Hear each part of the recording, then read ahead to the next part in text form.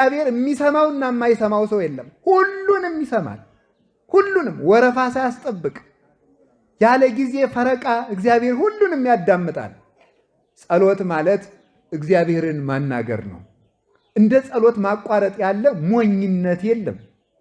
እንዴት ሰው እግዚአብሔርን ያህል ንጉሥ አናግረኝ ብሎ እየጠበቀው እንዴት ያን አቋርጦ ይውላል? እና የእግዚአብሔር ቤተሰቦች እኔ ዛሬ በእግዚአብሔር ስም የምማልዳችሁ በእውነት ምንድን ነው ካላችሁኝ፣ ጸሎት እንዳታቋርጡ። ትልቅ ነገር በእውነቱ ማለት ነው።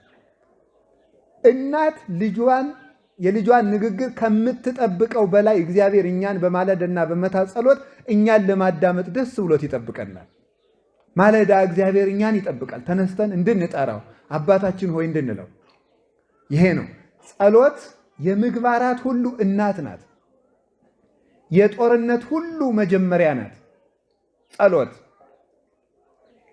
ዲያብሎስ እንደ ጸሎት አድርጎ የሚጠላው ስነ ምግባር የለም። ጾም ሊሆን ይችላል፣ ስግደት ሊሆን ይችላል፣ ምጽዋት ሊሆን ይችላል፣ ቸርነት ሊሆን ይችላል፣ የዋሃት ሊሆን ይችላል፣ በጎነት ሊሆን ይችላል፣ ገርነት ሊሆን ይችላል፣ ፍቅር ሊሆን ይችላል፣ ሰላም ሊሆን ይችላል፣ መጠወተርስ ሊሆን ይችላል፣ ሰማዕትነት ሊሆን ይችላል፣ ምንኩስና ሊሆን ይችላል፣ ማስቀደስ ሊሆን ይችላል።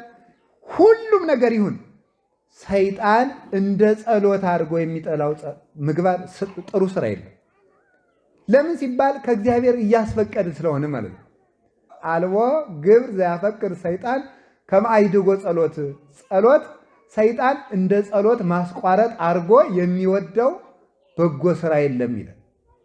ሰይጣን በጣም ትልቁ የሚወደው ስራ ምንድነው? ጸሎት ማቋረጥ ነው።